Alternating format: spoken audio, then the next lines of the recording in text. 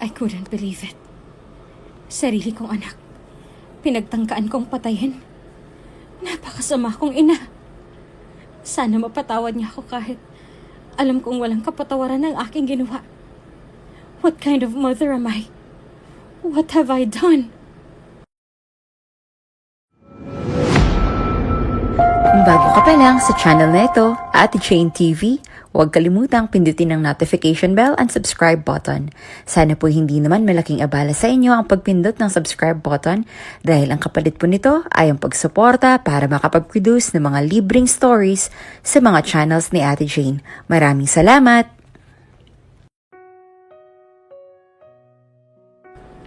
Nagsusumamo at nagsisisi ng lubos si Madam Matilda matapos malaman ang kagimbal-gimbal na katotohanan. Isang desperada, social climber at matapobre ang asawa ni Ginoong Eduardo na si Madam Matilda. Magaling mangakit at mambilog ng ulo kaya nakuha niya si Eduardo. Bago pa man siya dumating sa buhay ng mayamang lalaki ay meron na talagang kasintahan si Eduardo at ito ay si Lucia, ang tunay niyang minamahal. Mahirap at ordinaryo lamang ang buhay kumpara kay Madam Matilda. May ikasal lamang si Ginoong Eduardo at Madam Matilda sa pamamagitan ng isang arranged marriage. Sobrang yaman kasi ng lalaki kaya hindi na ito pinakawalan pa ni Madam Matilda. She wanted to lay down on the flood of money and endless fame even in power and pleasure. Honey, bakit ngayon ka lang? Kamustang meeting mo kay Mr. Benjamin? Did you close the deal? Istriktang tanong ni Madam Matilda habang tinatanggal ang necktie ng asawa. Napatingin naman siya sa bandang likuran ng asawa at may napansing may kasama si Ginoong Eduardo. Isang babae, dalaga at inosente. Napataas ang kilay ni Madam Matilda habang tinititigan ng masama ang dalaga mula ulo hanggang paa. Who is she, Eduardo? Bagong katulong? Mas lalo siyang pumulupot sa asawa at mas lalong nagpakita ng otoridad. Dumistansya naman si Eduardo sa asawa at saka nilapitan ng nahihiya at kinakabahang dalaga, na ngayon ay nanginginig na sa kanyang kinatatayuan. Honey, I want you to meet Scarlett at pagtatrabaho siya rito sa atin. Lalo namang tumaas ang kilay ni Madam Matilda sa sinabing iyon ni Ginoong Eduardo. And where the hell on earth you get her? May resume ba siya? How about her profile? At isa pa, labis-labis ng mga katulong natin dito. Kung dadagdag pa siya, baka lalo nang tamarin ng mga kasambahay natin dahil sa kaunti na lamang ang kanilang gagawin. Sobrang metikulosa at mapagmataas ni Madam Matilda at magaling manghamak ng tao, kaya halos lahat ng kasambahay nila ay talagang takot sa kanya. Actually, honey, I want to tell you something. Sandaling iniwan muna nila si Scarlett sa sala at saka nagtungo sa may dining area upang mapag-usapan ng pribado kung bakit narito ang dalaga at kung sino ba talaga ito. Who the hell is she, Eduardo, ha? Kabit mo? Anak mo sa labas? Sino yan? Nanlalaki ang mga mata ni Matilda at galit na nakatingin kay Eduardo. Calm down, Matilda. She's not my mistress nor my illegitimate child. I want you to listen to me, okay? Si Scarlett ay anak ni Lucia. Nag-react kaagad si Madam Matilda nang mabanggit na Eduardo ang pangalan ng kanyang dating kasintahan. Lucia? Hindi ba't dating kasintahan mo yon? Anak niyo ba siya? Nagkaanak ba kayo? Umamin ka nga, Eduardo. Pigil ni Madam Matilda ang galit sa pagsasalita. Katulad ng sinabi ko, hindi ko siya anak. Naawa lamang ako sa bata. Lucia is dead at hindi na rin siya kayang buhayin ng kanyang ama. Kaya ano? Ikaw ang tatayong ama at magpapaka-superhero sa batang yan. Hindi ako pumapayag, Eduardo. Itigil mo tong kahibangan mo. Malaki na siya at kaya niya na magtrabaho at buhayin ang sarili niya. Basta hindi ako pumapayag. Tila mahirap kumbinsihin si Madam Matilda dahil unang-una ay kapag involve ang ex na Eduardo na si Lucia ay nag-iiba ang timpla niya. Batid niya kasi na ito talaga ang mahal ng asawa niya at hindi siya. Ngunit tila nabuo na rin ang desisyon ni Eduardo kaya itutuloy niya ang pagtulong kay Scarlett. Honey, lawakan mo lamang ang pangunawa mo. Kung ang iniisip mo ay ang naging affair namin ni Lucia, well, forget it. Labas na siya rito at wala nang kinalaman pa. She's dead, kaya wala ka nang dapat ipag-alala pa. I just want to help this poor girl dahil wala na siyang ibang kilalang pamilya. Don't worry. Kung ang inaalala mo yung mga katulong at gawain, lilimitahan ko lamang ang trabaho niya dahil bala ko rin siyang pag-aralin. Lalong nagpantig ang tenga ni Madam Matilda sa narinig. What? Tinulungan mo na ako magtrabaho, kukup-kupin mo pa? Tapos ngayon pag-aaralin mo pa. Oh, you're insane. Are you out of your mind? Sinasabi mo sa akin na wala na dapat akong ipag-alala dahil patay ng pinakamamahal mong si Lucia. Pero sa ginagawa mo ngayong pagtulong sa batang yan, ay nagpapatunay lamang na kailanman ay hindi na walang malasakit mo sa babaeng yon. Napahawak si Eduardo sa kanyang sentido at minasahe ito. I made up my mind, honey. Whether you like it or not, she will stay here with us. Huwag ka na kumontra pa dahil buo na ang desisyon ko. Come on, magpakalala ka ng maayos sa kanya. Wala na rin nagawa si Madam Matilda, kaya sumunod na lamang kay Eduardo kahit labag ito sa kalooban niya. Sa isip niya ay kailanman ay hindi naging mahalaga ang kanyang desisyon sa pamamahay na ito, kaya wala rin saysay kung tumutol man siya rito o hindi. I'm sorry for waiting, Iha. Halika, ipapakilala ko sa iyo ang aking butihing asawa. Nahihiya namang tumayo si Scarlett mula sa kinauupuan at saka maamong tumingin sa mag-asawa. Ito si Matilda, ang aking asawa. Honey, please welcome Scarlett. Mahinahong utos ni Ginoong Eduardo kay Madam Matilda na nakasimakot pa rin ang muka. So, you're Scarlett, tama? Opo, ma'am. I'm Madam Matilda, and the beloved wife of Eduardo. Nice meeting you, Scarlett. Welcome to our mansion.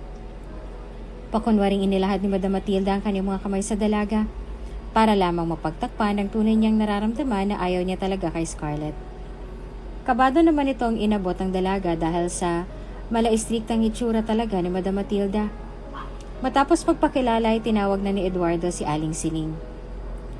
Okay Scarlett, sa ngayon ay magpahinga ka na muna at kumain dahil alam kong pagod at gutom ka na sa naging biyahe. Papasamahan kita kay Aling Siling sa magiging kwarto mo, okay? Huwag kang mahiya. Please feel at home. Tumango at ngumiti na lamang si Scarlett, tanda ng kanyang pagsang-ayon. Samantala ay hanggang sa tumalikod na si Scarlett ay bakas pa rin ang inis ni Madam Matilda kay Eduardo. Thank you. Bulong ni Eduardo kay Matilda. Ngunit inirapan na lamang siya ni Madam at saka nagtungo na sa kanyang kwarto. Sa sala naman ay tinulungan na ni Aling Siling si Scarlett sa mga bitbit nitong maleta at saka sinamahan na sa maid's quarter para makapagpahinga. Halika, tuloy ka. Pumasok na sila sa loob ng kwarto. Namangha si Scarlett sa hitsura ng kwarto na hindi mahahalatang kwarto ng mga katulong. Malawak at may 4 na double deck sa loob. May banyo na rin sa loob at talagang malinis at maaliwalas. Air-conditioned din ang kwarto kaya komportable talaga ang mga kasambahay na nagtatrabaho rito. Ang ganda naman po ng kwarto nyo. Sambit ni Scarlett na hanggang ngayon ay namamangha pa rin sa nakikita. Oo anak, sa katunayan ay sunod ang luha namin kay Sir Eduardo. Napakabait sa amin at hindi mapagmataas. Mabait din po ba yung asawa? Parang natatakot po ako sa kanya eh.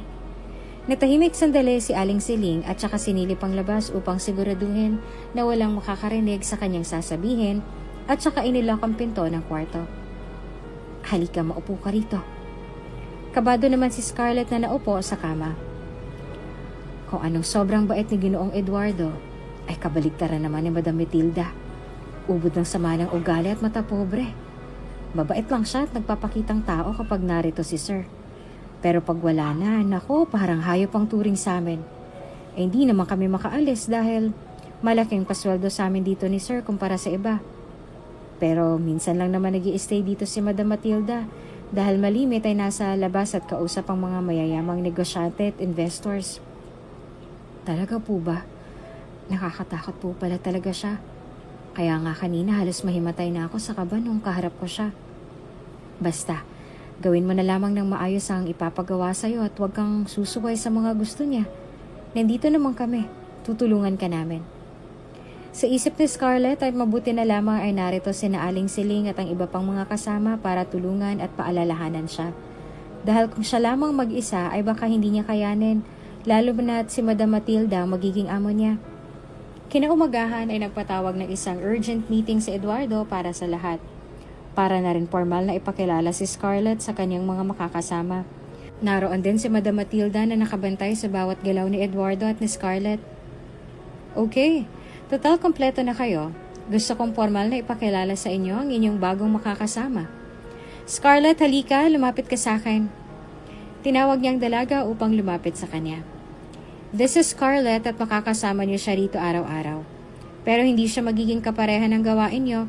Mas magiging magaan ang sa kanya dahil kailangan niya rin bigyan ng oras ang kanyang pag-aaral.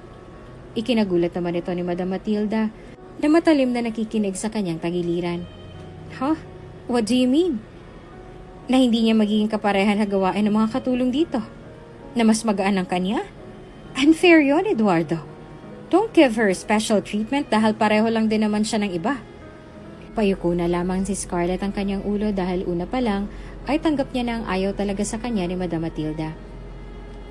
Yes, honey, para makafocus siya sa pag-aaral niya. Hindi ba't napag-usapan na natin to?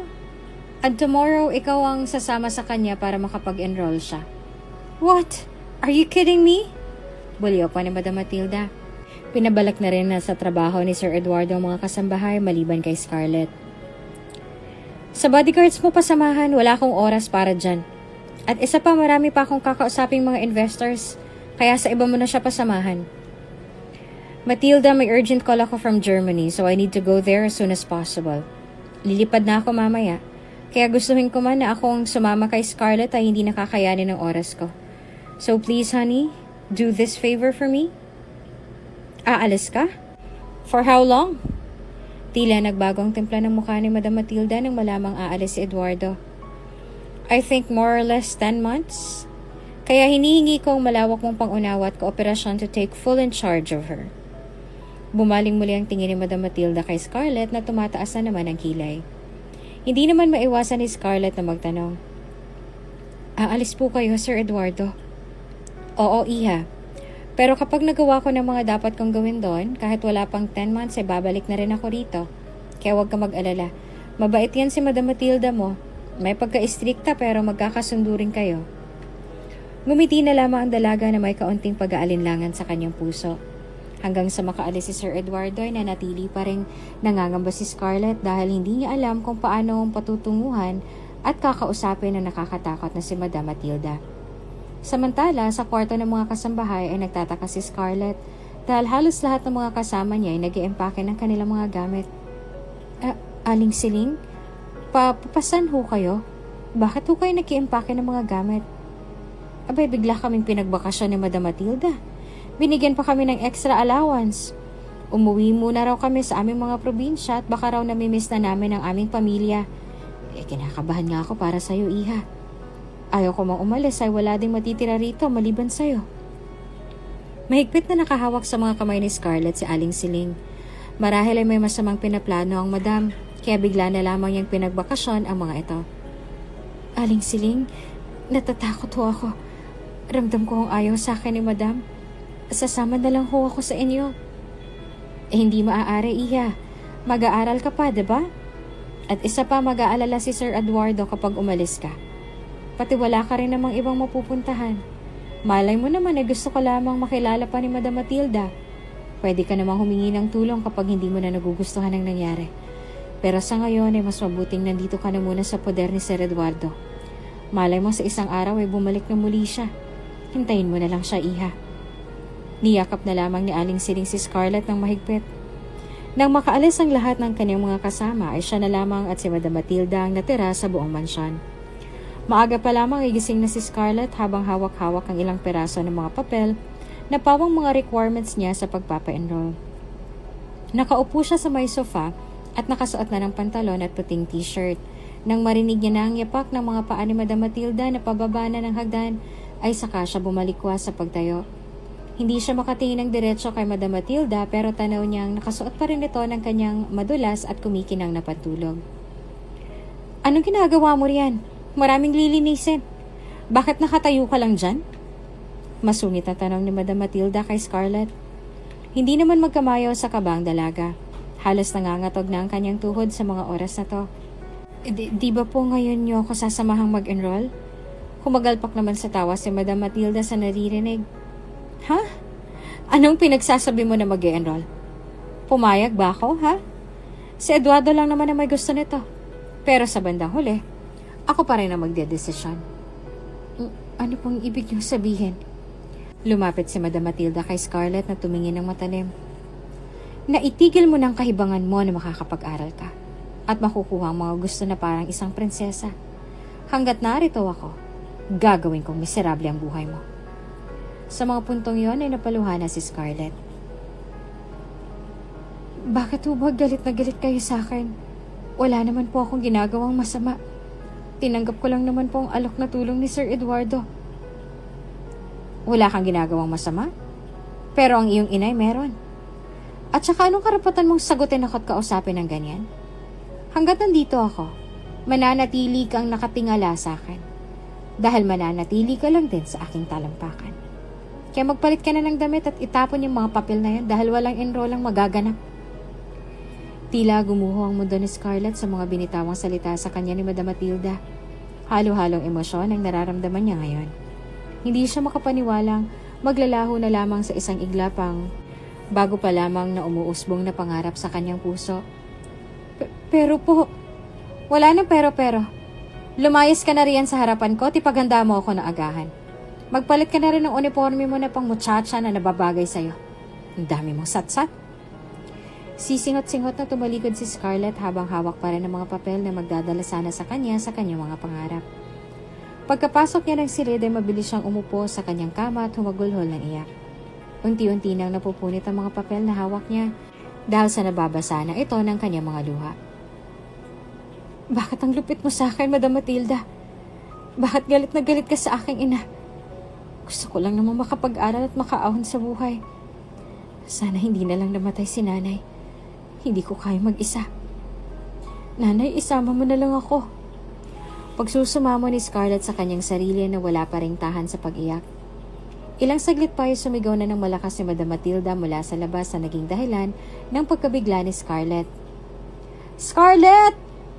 Hiyaw ni Madam Matilda. Kanina pa ako may pinapagawa sa'yo. Kung ano-ano yung mga inuuna mo. Mabilis na lumabas ang kwarto si Scarlett at nagtungo sa kinaroroonan ni Madam. Gutom na ako. Nasaan ang breakfast ko? Ang ayaw ko sa lahat ay ang tatanga-tanga at mabagal kumilos. Nakapwesto na sa may hapagkainan si Madam Matilda na nagngangalit ng mga panga sa galit. Nanginginig namang nilisan ni Scarlett ang dining area at nagtungo na sa kusina. Wala siyang ideya kung ano ang kanyang lulutuin. Hindi niya alam kung ano bang ayaw at gusto ni Madam Matilda dahil hindi niya rin ito na itanong kanina kina Aling Siling. Nagprito na lamang siya ng itlog at nagtoast ang tinapay at saka nagtimpla ng kape. Madam, ito na pong pagkain ninyo. Marahang ibinaba ni Scarlett ang food tray sa ibabaw ng mesa. Nag-usok naman lalo ang ulo ni Madam Matilda nang makitang inihain sa kanya ng dalaga. Papatayin mo ba ako? Napakawala mong silbi. Isinaboy niya ang maliit na kape sa katawan ni Scarlett. Ganon na rin ang itlog at tinapay na inihanda nito. Napabalikwas naman si Scarlett sa ginawa ni Madam Matilda dahil sa umuusok pang kape ng isaboy ito sa kanya. Walang ideya si Scarlett na mabilis magpalpitate si Madam Matilda sa kape. Tapos may skin allergy naman siya sa itlog kaya ganon na lamang ang naging reaksyon ni Madam sa kanya. Tanga ka talaga. Kapag naulit pa to, ikaw ang lulunurin ko sa kape hanggang sa mabura na yung pagmumukha mo sa landas ko.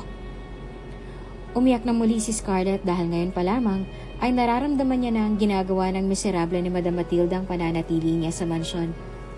Wala namang kaalam-alam sa nangyayari si Eduardo na abala sa kanyang trabaho sa Germany, na hindi rin niya alam na pinagbakasyon ni Matilda ang mga kasambahay upang malaya niyang maisagawa ang planong pagpapahirap sa kaawa-awang dalaga. Hoy! Sino may sabi sa'yong umupo ka? Nadatna ni Madam Matilda na pagod na nakaupo si Scarlett sa may paanan ng hagdanan. Tumayo naman kaagad ang dalaga at inayos ang sarili. Nagpapahinga lang po, Madam. Kakatapos ko lamang pong maglaba. Abat na nangangatwiran ka pa. Hanggat gising ako, tuloy ang trabaho. O heto, plansyahin mo lahat ng yan.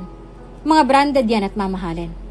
Kapag may nasunog dyan ni isa, mukha mong paplansyahin ko. Hindi naman problema kay Scarlett ang tumanggap ng mabibigat na pisikal na trabaho dahil unang-una ay sanay siyang mabuhay sa hirap at sanay ang katawan niya sa mga ganitong gawain. Ngunit nawawalan siya ng lakas ngayon dahil minsana na lamang siyang pakainin ni Madam, minsan nga hindi pa. Habang namamlan siya ay nanlalabo ng paningin ni Scarlett sa gutom at nakaramdam na ng dula. Sa hindi inaasahang pagkakataon ay nasunog niya ang isa sa pinakapaboritong bestida ni Madam Matilda. Lagot. Lagot ako kay madam. Hindi malaman ni Scarlett ang gagawin dahil paniguradong sasaktan muli siya nito kapag nakita ang bestida na may sunog. Ilang sandali pa hinanap na siya ni madam. Scarlett, nasaan ang damit ko? Napakabagal mo naman. Aligagang lumabas ng silid si Scarlett at takot na humarap kay Madam Matilda habang hawak-hawak ang bestida na may sunog. Akin na yan. Bagal-bagal mong kumilos. Tambak pang labahin mo dun, oh. Wala ka talagang silbi. Nangangatal namang iniabot ni Scarlett ang bestida kay Madam Matilda. Nanlaki naman ang mata ni Madam sa nakita. Walang hiya ka. Anong ginawa mo sa damit ko? Habol ang hiningang tanong ni Madam na matalim pa rin nakatutok ang paningin sa kanyang paboritong bestida. Paumanin po, Madam. Hindi ko po sinasadya. Bago pa man natapos ang kanyang salita ay naramdaman niya ng lagitik ng malakas na sampal ni Madam sa kanyang pisngi. Bobo! Alam mo ba kung magkano to? Kulang pang kabayaran ng buhay mo para rito. Nung una pa lang talaga wala na akong tiwala sa'yo. Tanga lang talaga tong si Eduardo para tulungan at patuloyin ka pa rito. Humagulhol na muli sa iyak si Scarlett habang hawak-hawak ang kanyang namumulang pisngi dahil sa pagkakasampal na iyon ni Matilda. Nanlabo na po kasi ang aking mga mata sa gutom, Madam, kaya nagdoble na po ang aking tingin. Patawarin niyo po ako. Nagugutom ka. Gutom ka pala eh. Bakit hindi mo sinabi? Halika rito. Hinila niya ang buhok ni Scarlett at kinaladkad papunta sa likod bahay kung nasaan ang kanyang dalawang aso. Aray, masakit po, Madam. Parang awa niyo na po. Nagpupumiglas sa pagmamakaawa ni Scarlett sa mata pobreng amo habang hila-hila pa rin ang kanyang buhok. Halika rito. Nagugutom ka, diba? Ayan. Baka sabihin mo namang hindi kita pinapakain. Walang awang itinulak ni Madam Matilda si Scarlett sa tabi ng kanyang mga aso na kasalukuyang kumakain. Madam, patawad na po. Parang awa niyo na po. Aayusin ko na po ang trabaho ko. Pagsusumamo pa ni Scarlett. Ngunit tila binging walang naririnig si Madam. Wala siyang pakialam kahit maglumpasay pa siya sa kanyang harapan at magmakaawa. Sa matinding galit niya ay inagaw niya sa aso ang mga buto at iba pa nitong kinakain at pinakain kay Scarlett. Lumuhod pa si Matilda para mariin niyang mahawakan ang bibig ng dalaga para maipakain ang pagkain ng aso. Ayan. Kumain ka. Nagugutom ka, diba? Hayaan, lamunin mo yung patay gutom ka. Wala kang silbi. Yan ang nararapat mong kainin. Pagkain ng aso. Gigil na gigil si Madam Matilda na tila nawala sa kanyang wisyo dahil sa galit na nararamdaman niya sa dalaga. Tama na po, Madam. Tama na po. Para niyo na pong awa. Tumigil lamang si Matilda nang tumunog ang kanyang telepono. Ngunit hindi pa siya nakontento. Pagkalabas ay nilock niya ang backyard at saka iniwan doon si Scarlett kasama ang mga alagang aso. Diyan ka na matulog. Wala kang karapatang matulog sa komportabling silid dahil hindi ka naman doon nababagay. Diyan ka, kasama ng mga aso na walang silbi kagaya mo. Walang puso at hindi talaga makatawang pag-uugali ni Madam Matilda. Walang sinasanto kahit wala namang ginagawang masama sa kanya. Walang kamalay-malay si Eduardo sa malagim na sinasapit ngayon ni Scarlett sa mga kamay ni Madam Matilda. Galit na galit pa rin nilisan ni Madam Matilda ang kinaroroonan ni Scarlett at saka nagtungo sa sala. Nang damputin ni Madam Matilda ang telepono ay bumungad kaagad sa kanya ang boses ni Eduardo. Hello? Hello, honey. Buti naman natapatawag ka. How's your work? Kabadong tanong ni Matilda na paniguradong hahanapin ng asawa si Scarlett. Okay naman.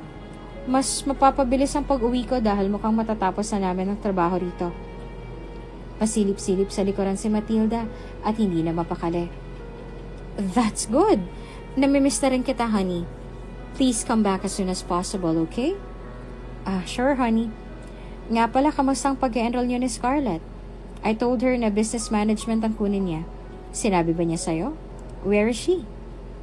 Katulad ng inaasahan ni Matilda ay hahanapin ni Eduardo si Scarlett. Yes, nakapag-enroll na kami. Actually, natutulog na siya eh. Hindi niya nga inainom yung gatas na tinimpla ko para sa kanya. Napagod yata kaka-review. Pagsisinungaling pa ni Madam Matilda para lamang mapagtakman ng kanyang mga kasamaang nagawa sa dalaga. Hindi na ba siya maiistorbo? Kakamustahin ko lang sana. Nako, bukas na lang, honey. Siya na lamang ang patawagin ko sa'yo pagkagising niya tomorrow. Promise. Mukha namang nakumbinsi niya ang asawa sa kanyang ginawang palusot, kaya hindi na nangulit pa si Eduardo. Pagkatapos noon ay tila walang nangyari para kay Matilda. Iniwan niya si Scarlett kasama ang mga aso at wala nang pag-aalinlangan nagtungo sa kanyang kwarto. Samantala ay naiwang gutom, luhaan at puro pasana ang katawan ni Scarlett na umiiyak pa rin magpahanggang ngayon.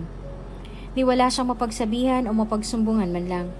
Minsan ay naiisip na sana hindi na lamang siya natagpuan ni Eduardo at piniling kupkupin sa kanilang mansyon. Tuwing umaga ay pinapakawalan siya ni Matilda upang gumawa ng mga gawaing bahay at pagluluto. Sa tuwing tatawag si Eduardo ay panay lagi ang palusot ni Matilda para maiwasang makausap niya ang dalaga.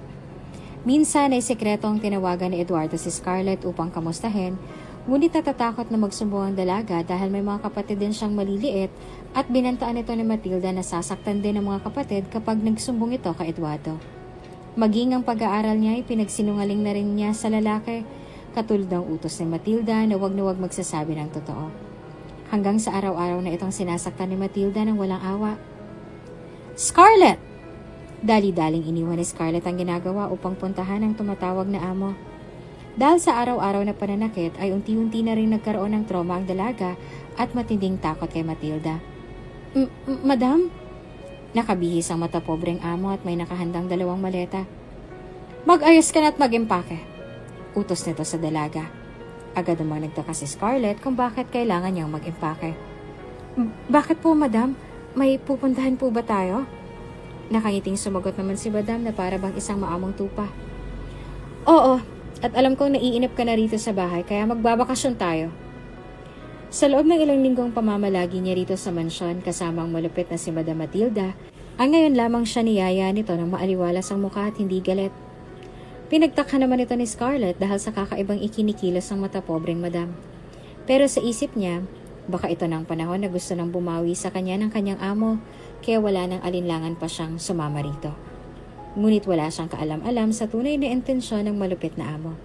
Ito na pala ang araw na mangyayari ang magiging pinakamatinding pagmamalupit na ipaparamdam sa kanya ni Madam Matilda. Habang nasa biyahe, excited ka na ba sa pupuntahan natin, ha? Scarlett? Nakangiting tanong ni Madam Matilda kay Scarlett. Medyo po, madam, pero kinakabahan din po. Oh well, don't be. Mag-i-enjoy ka doon. Wala ka bang tiwala sa akin? Tuso at napaglaro talaga ang ilan sa mga karakter ni Madam Matilda. Magaling magpaikot ng mga tao sa kanyang mga palad.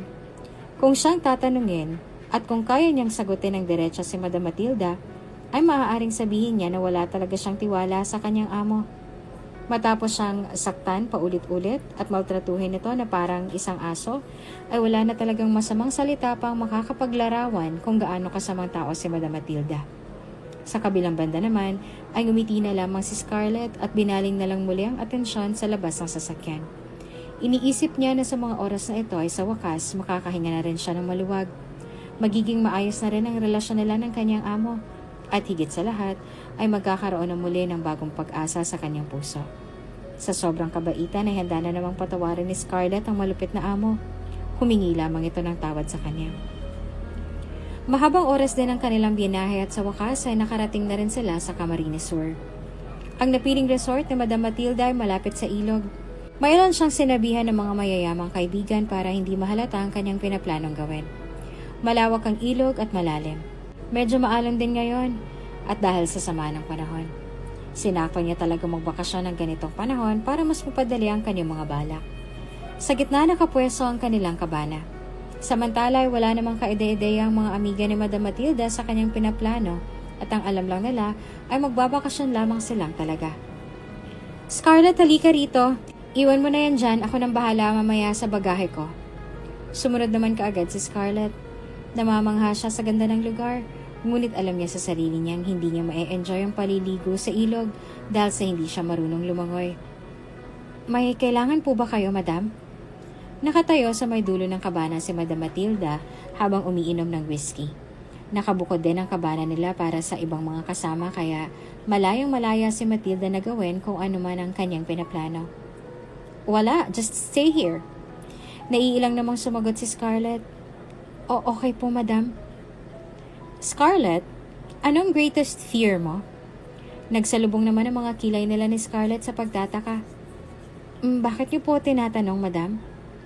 I just wanna know. How can we start all over again kung wala akong kaalam-alam tungkol sa'yo? Makahulugan itong tumingin sa kanya. Mas nadagdagan ng duda ngayon ni Scarlett sa kanyang puso. Ang greatest fear ko po ay ang tubig. Tubig? Opo. Bakit naman? Takot po kasi akong lumangoy. Kaya kailanman na hindi ko po ito natutunan. Aw, too bad for you. Sabay lakok niya sa glass of whiskey. Open area ang bandang likuran, bahagi ng kabana. Anumang oras ay maari silang magmula rito ng pagtalon kung gugustuhin man nilang maligo sa ilog. Malalim na ang gabi at ang ibang kasamahan nila ay nagkakasiyahan na sa kabilang kabana. Humiyaw pa yung isa. Matilda, halika na rito. Ano pang hinihintay mo dyan? Susunod ako, amiga. May tatapusin lang ako. Makahulugan itong sagot. This is the perfect time for Matilda to do what she planned. To kill Scarlett. Ngayon na alam niya ng kahinaan ni Scarlett ay mas umusbong sa kanyang kagustuhang maisagawa ang kanyang plano. Habang nakatalikod si Scarlett at masayang pinapanood ang makukulay at nagaganda ang mga fireworks, ay tahimik namang sinisimula ni Matilda ang kanyang maitim na balak. Marahan itong humakbang patungo sa likuran ni Scarlett, sabay na walang awa nitong itinulak ang dalaga sa ilog na malakas na umaagos. Napasigaw si Scarlett pero mabilis na rin itong naglaho. Doon ay nag-umpisa ng magsisisigaw si Matilda. Scarlett! Tulong! Tulong! Tulungan niyo ako! Si Scarlett! Malakas yung sigaw habang umiiyak para mas kapani-paniwala ang naging aksidente. Mabilis namang rumisponde ang mga staff na naroon. Maging ang kanyang mga amiga ay nakiisyoso na rin. Pakiusap, hanapin ninyo si Scarlett. Napamahal na sa akin ang batang yon. Pakiusap, gawin niyo ang lahat para mahanap siya. Pakunwaring pagsusumamo ni Matilda habang nakasandal sa kanyang kaibigan. Ano bang nangyari, ma'am? Tanong ng isang staff. Papunta na kasi sana ako sa kabilang kabana para samahan ang aking mga kaibigan. Isasama ko sana siya pero sabi niya ay mas gusto niyang mapag-isa. Nang malapit na ako sa kanya ay napabalik ako sa malakas na sigaw ni Scarlett. Kaya tumakbo ako kaagad kung saan ko siya iniwan. Tanaw ko pa siya habang inaanod ng tubig ngunit mabilis na rin siyang nawala. Tila nakuha niyang simpatsya ng lahat at pawang pinaniniwalaan din nila ang kasinungalingan ni Matilda. Ilang araw nang lumipas matapos ang aksidente at bigla ang pagkawala ni Scarlett. Wala rin sa panahong umuwi si Eduardo nang sabihin sa kanya ni Matilda ang masamang nangyari sa dalaga. Nanghina si Eduardo sa nalaman. Halos gumuha ang kanyang mundo sa nabalitaan. Ipinahanap niya sa kanyang mga tauhan si Scarlett, ngunit wala nang pagkitaan sa dalaga. Habang lumilipas ang araw na walang magandang naibabalita ang kanyang mga tauhan, ay unti-unti na rin siyang nawawala ng pag-asa na muli niya makikita pa ang nawawalang dalagita. Samantala, swerteng napahawak naman si Scarlett sa mga sangang naroon sa may tabing ilog. Rumaragasa pa rin ang malakas na daloy ng tubig, pero lumalaban pa rin ang dalaga habang nakakapit dito.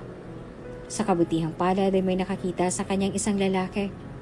Si Timothy, isang mayamang negosyante, at swerte si Scarlett na sa kanilang lugar ito napadpad. Habang humihitit ng sigarilyo si Timothy, sa may mataas ng tulay ay umagaw sa kanyang pansin ang isang babae na nakakapit sa may twigs na naroon at halatang pilit na lumalabang makaahon. Hindi naman nagdalawang isip ang lalaki na tumalon sa ilog upang sagipin ang babae. Matapang niyang sinalubong ang rumaragasang ilog hanggang sa marating niya na ang kinaroroonan ng babae. Malakas niyang nahila ang babae na nawala na ng malay at saka dinala sa may tabing ilog. Doon niya inihilata si Scarlett. Inilagay ang kanyang dalawang daliri sa may bandang ilalim ng tenga ng dalaga upang malaman kung may pulso pa ito. At sa awa ng Diyos ay may buhay pa si Scarlett. Dali-dali itong binuhat ng lalaki patungo sa kanyang sasakyan. Habang binabaybay ang daan papunta sa kanyang mansyon, ay napatingin siya sa kanyang front mirror at pinagmamasdan ng babae. Maraming naglalaro ngayon sa kanyang isipan kung sino ang babaeng ito at anong nangyari sa kanya. Nang makarating na sa mansyon ay agad niyang ibinaba ang babae at saka binuhat at dali-daling ipinasok sa loob. Manang! Tawag nito sa kanyang kasambahay. Diyos ko po! Sino yan, Sir Timothy? Anong nangyari? At bakit basang-basa siya? Aligagang tanong ng katulong. Mabilis niya itong ibinaba sa sofa. Manang, kumuha ka ng pantuyo at pamalit na damit. Pati yung medicine kit, kuhanin mo na rin. Bilisan mo. Opo sir, saglit lang po. Nagtungo kaagad ang kasambahay sa may stockroom upang kunin ang mga kailangan. Naiwan naman sa sala si Timothy habang pinagmamasdan si Scarlett na wala pa ring malay. Sir, eto na po. Kinuha kaagad ito ni Timothy. Marahan niyang idinampi ang tuyong tuwalya sa basang katawan ni Scarlett. Marahan niya itong ipinunas at inumpisahan sa braso ng dalaga. Napansin niya ang mga pasa sa braso ng dalaga. Naku sir, siguro tinorture yan. Saan niyo po ba siya nakita? Kanina habang nasa may tulay ako na nininigarilyo, nakita ko siya na mahigpit na nakakapit sa may twig na naroon sa ilog. She needed help kaya tumalon ako para tulungan siya. Kwento ni Timothy habang patuloy pa rin pinupunasan ng dalaga. Naku, nakakaawa naman. Sino kayang may gawa sa kanya nito? Hindi naman makatao. Tapos ang dami pang pasa. Swerte na lang talaga siya at buhay pa. Talagang mabait ang Diyos at hindi siya pinabayaan. Palaisipan pa rin kay Timothy kung sino ang babae na kanyang nasagip. Kung anong nangyari at bakit parang tinorture ng mahigpit base sa mga pasa ng dalaga sa kanyang katawan. Nang mabihisan at mailipat sa bakanting kwarto ay nagpatawag si Timothy ng isang private doctor upang suriin ang kalagayan ng dalaga. Wala pa rin itong malay at tila na trigger sa sobrang trauma na natamo. Sir Timothy, tawag ng doktor. Dok, kamusta ang babae? Base sa tests, wala namang nakikitang bahid na nagalawang dalaga. Pero yung mga ibabang pasa sa kanyang katawan ay marahil matagal niya nang natamo. May ilan ding mga pasa na bago pa lamang. Yung may mga galos naman sa hita ay marahil nakuha niya habang inaanod siya sa ilog dahil sa mga sangasangang nasasabitan niya. Unconscious pa siya ngayon dahil sa possible reason which is trauma. Pero maya-maya pa ay magkakamalay na rin siya. Tumangutango naman si Timothy na nakatitig pa rin kay Scarlett. She's safe now dahil nariyan ka. She's so lucky. Kung ano man ang nangyari sa kanya, sigurado akong biktima siya ng pananakit. Makapangyarihan at kilala rin si Timothy sa mundo ng mga negosyante. Mula nang pumanaw ang kanyang ama ay siya na lamang mag-isang nagtaguyod at nagpalago ng kanilang negosyo. Ngunit kahit mayaman ay nananatili pa rin nakatuntong sa lupa ang kanyang mga paa kumpara kay Matilda na mapagmataas at matapobre. Lumipas ang magdamag pero mahimbing pa rin natutulog si Scarlett. Matyaga pa rin nakabantay si Timothy sa dalaga hanggang sa wakas ay nagkamalay na rin ito. Madam, tama na po! Tama na po, madam! Umiiyak na pagtaghoy ni Scarlett. Takot na takot at nagmamakaawa. Nilapitan naman siya ni Timothy. Miss? Miss? Mahinang tawag nito sa dalaga. Marahan namang iminulat ni Scarlett ang kanyang mga mata at biglang napabalikwas nang makita ang isang bagong muka. Sino ka? Nasaan ako? Bakit ako nandito? Nauutal nitong tanong. Relax. Calm down, miss. Hindi kita sasaktan. Actually, I saved you. Kumalma naman ang dalaga sa sinabing yun ni Timothy. Sino ka ba? Bakit ako nandito? Mahinahong tanong ni Scarlett. I'm Timothy Lopez at nandito ka ngayon sa bahay ko. Baka sa mukha ng babae ang pag-aalala at pagtataka. Nandyan din ba si Madam Matilda? Pakiusap, ilayo mo ako sa kanya. Doon ay tuluyan ng umiyak si Scarlett. Matinding trauma ang kanyang inabot sa mga kamay ni Matilda. Kaya ganito na lamang ang takot niya. Kumunot naman ang noo ni Timothy sa narinig. Matilda? Matilda Garcia? Asawa ni Eduardo Garcia? Oo, bakit mo sila kilala? Pakiusap, huwag niyo pong sabihin nandito ako. Ayoko nang bumalik doon. Ayoko nang bumalik sa mala-impyernong buhay ko doon. Kaya pakiusap kung kilala mo sila, huwag mong sasabihin na narito ako. Ngayon ay nauunawaan na ni Timothy nang mapagdugtong-dugtong niya ang mga posibleng nangyari at mga taong nasa likod nito. Biktima si Scarlett, sabi niya sa kanyang sarili. Oo, huwag kang mag-alala. Mapagkakatiwalaan mo ako. Pero maaari ba akong magtanong ng ilang katanungan? Sige, ano ba yun? Maaari ko bang malaman kung anong nangyari sa'yo? Kung bakit takot na takot ka kay Matilda? Siya bang may gawa sa'yo nito? Bago sumagot ay huminga muna ng malalim ang dalaga at saka pinunasan ng mga luha. Oo, si Matilda Garcia ang may gawa nito sa akin. Matapang niyang sabi habang pigil na pigil pa rin ang mga luha. Kinuha't kinupkup ako ni Sir Eduardo sa kanilang mansyon dahil naaawa siya sa akin. Dahil ulilang lubos na raw ako. Pinangakuan niya ako na papag-aralin at pagagandahin ang buhay. Sumama ako kasi sino ba namang tao ang ayaw umayos at guminhawang buhay? Kaya walang alinlangan ko itong tinanggap. Mabait si Sir Eduardo. Pero si Matilda ay hindi. Ginawa niyang impyerno ang buhay ko sa mansyon dahil lamang sa ayaw niya sa akin. May pagkakataon pa na ikinulong niya ako sa kulungan ng aso at ipakain ng pagkain ng mga ito. Wala akong ibang mapagsabihan. Wala akong ibang mapagsumbungan.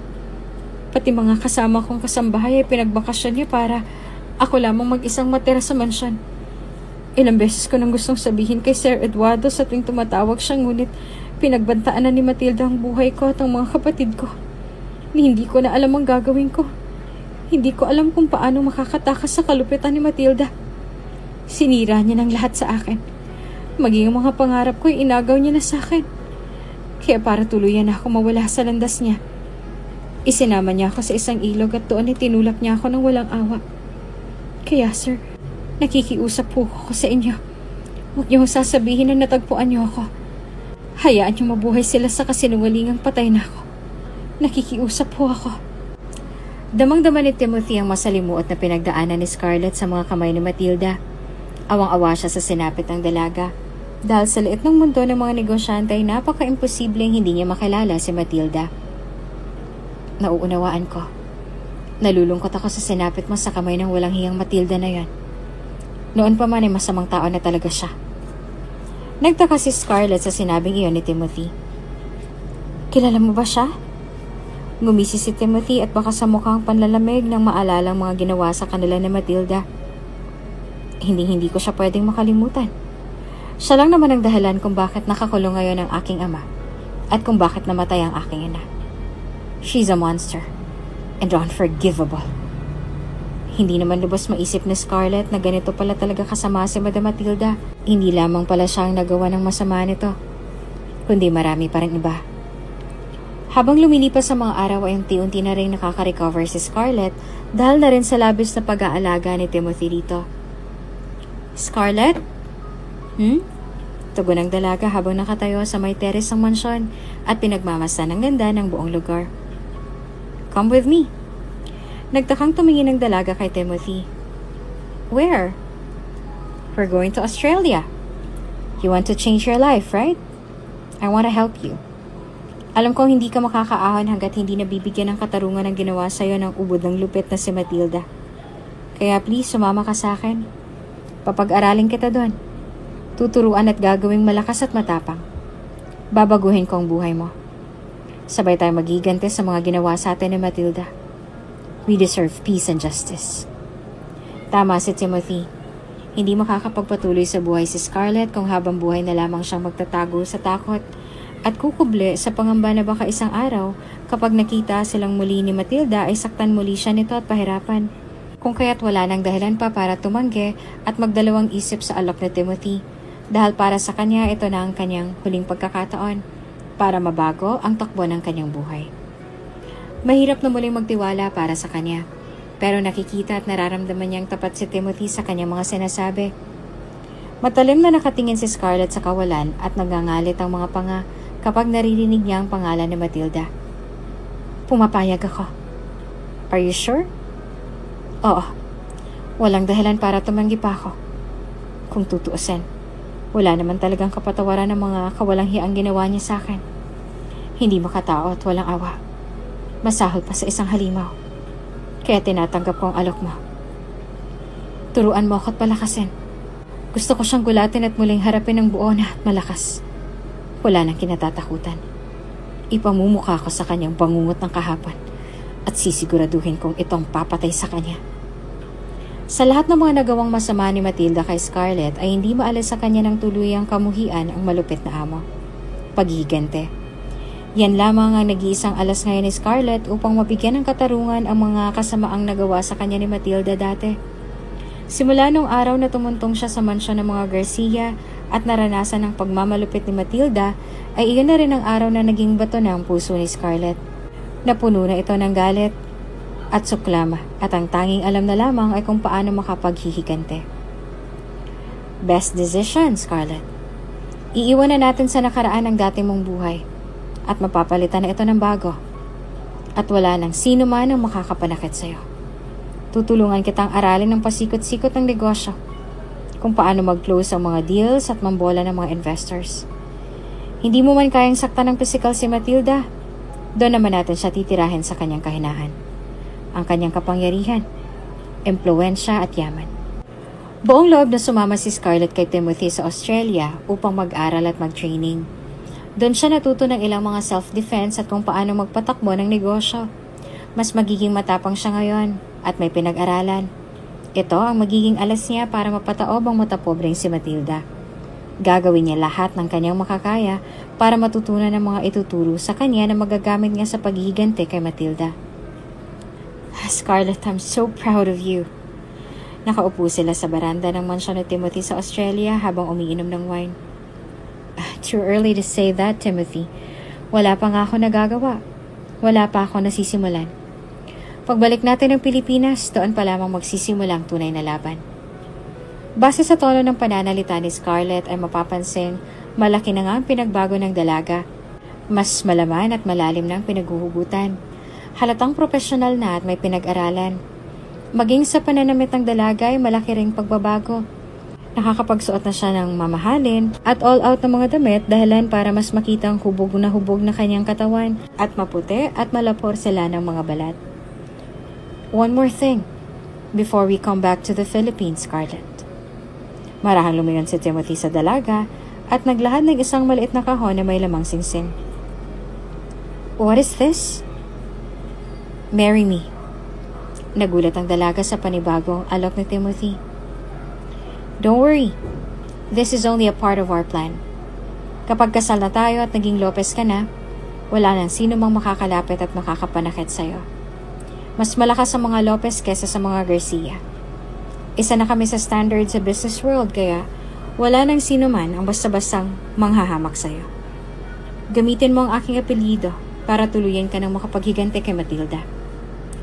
Inalok ng kasal ni Timothy si Scarlett bilang bahagi ng plano. Mas makakagalaw ng maayos ang dalaga kung malalantad sila bilang mag-asawa at mababalitang isa siyang ganap na Lopez. Tinanggap naman ito ni Scarlett kahit alam nila sa sariling wala silang nararamdaman para sa isa't isa.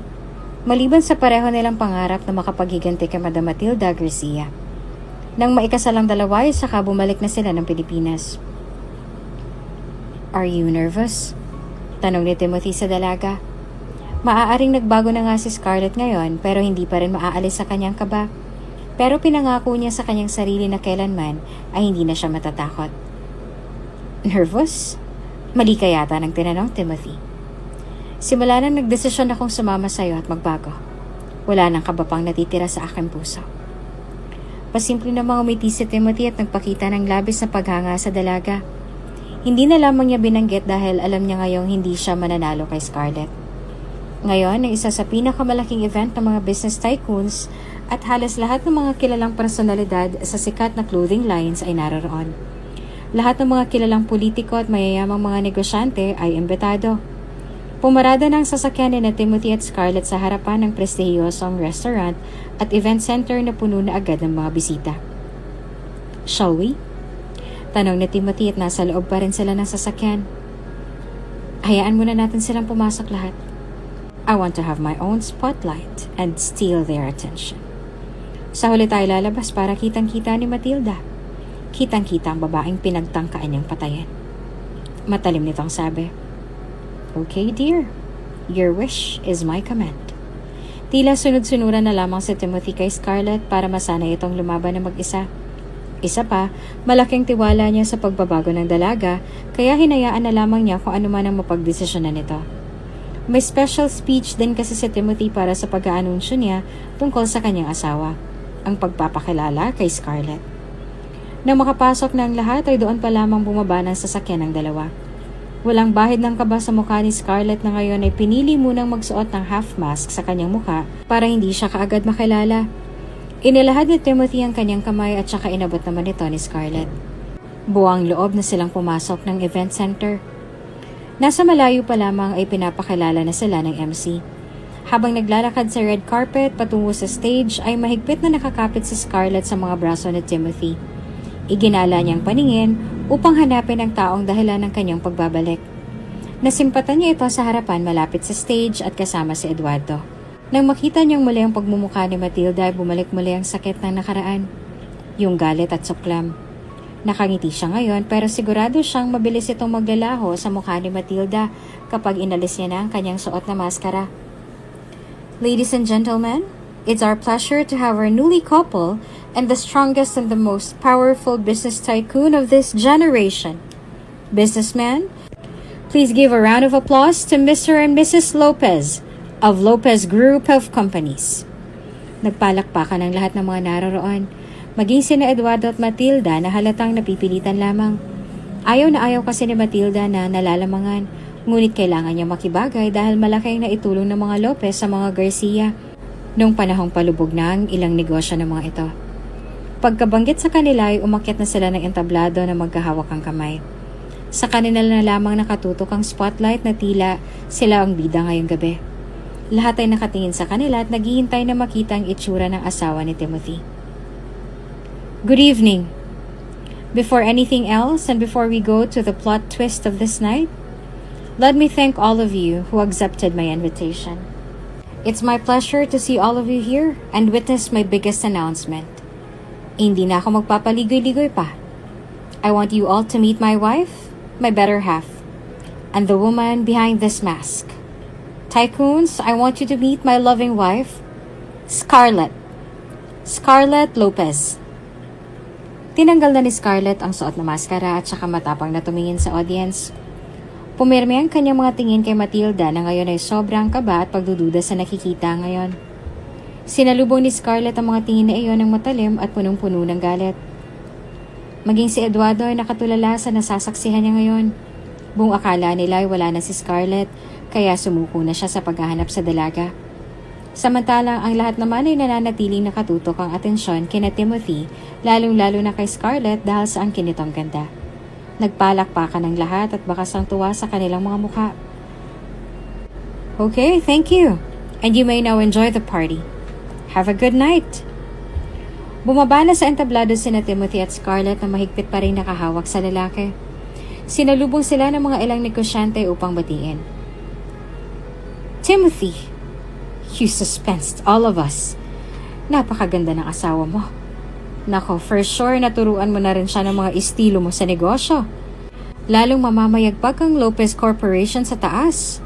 I'm so proud to the both of you. Congratulations. Sambit ng ilang mga negosyante. Congratulations, Timothy, and to your wife, Scarlett. Bagay na bagay kayong dalawa.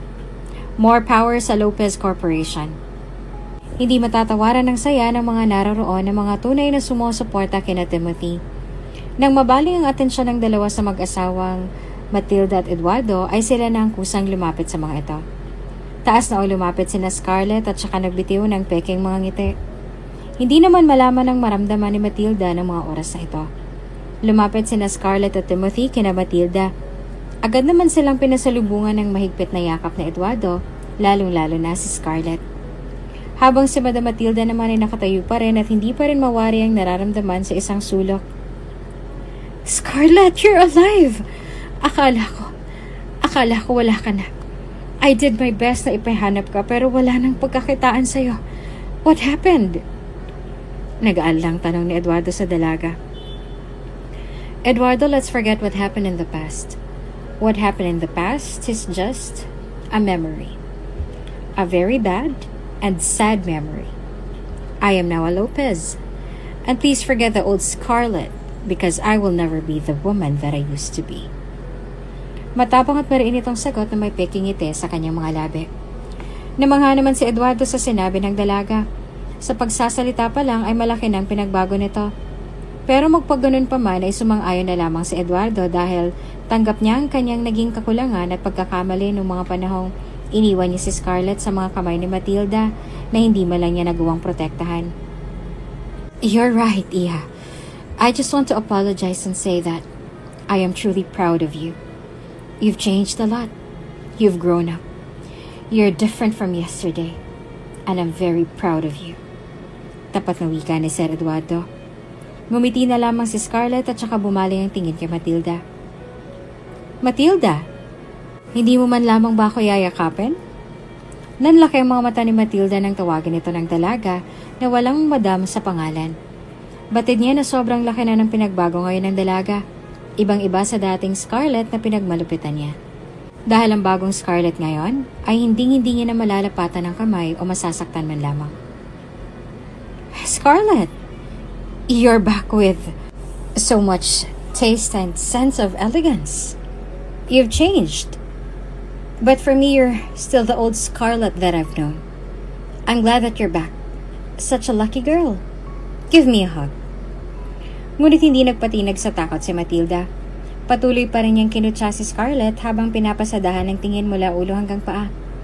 Kailangan niyang ipakita sa dalaga na kailanman ay wala siyang kinatatakutan dahil para sa kanya ay walang sino man ang makakahigit pa sa kanya.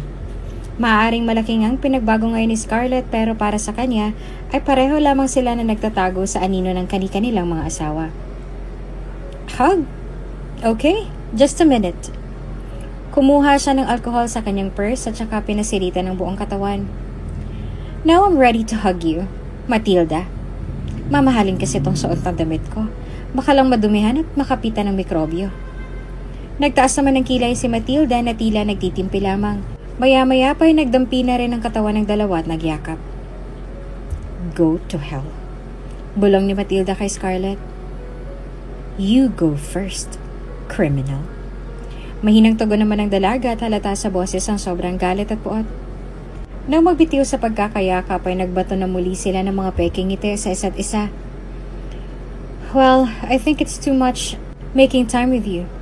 But you're both lucky to have our attention. My time is precious and you're lucky to have mine. Honey, come on, let's go. May mga gusto pang bumati sa atin. Maiwan na namin kayo, Mr. and Mrs. Garcia. Enjoy the night and enjoy the food. Tumalikod na sina Scarlett at Timothy at tuluyan ang iniwan ng mag-asawa. Hindi pa rin makapaniwala si Eduardo sa malaking pagbabago ng dalaga. Habang matalim pa rin nakatingin si Matilda rito at habol ang hininga galit na galit sa naging tagpong yon. Kahit malaki ang ipinagbago ng pisikal na anyo ni Scarlett, para kay Matilda ay mukha pa rin nitong basura at kawawa. Na makauwi na sa mansyon sina Timothy ay saka lang nakahinga ng malalim si Scarlett. Humiling ito ng isang baso ng wine sa asawa. Pagkaabot ay ininom niya kaagad na para bang uhaw na uhaw. How was the experience, honey? Napatingin naman si Scarlett kay Timothy. Honey? Why? You called me honey kanina, remember? Honey? Pabiro pa ni Timothy. Ngunit na natiling seryoso ang dalaga. I'm not satisfied. Nung makita ko siya kanina, gusto ko sana siyang saktan.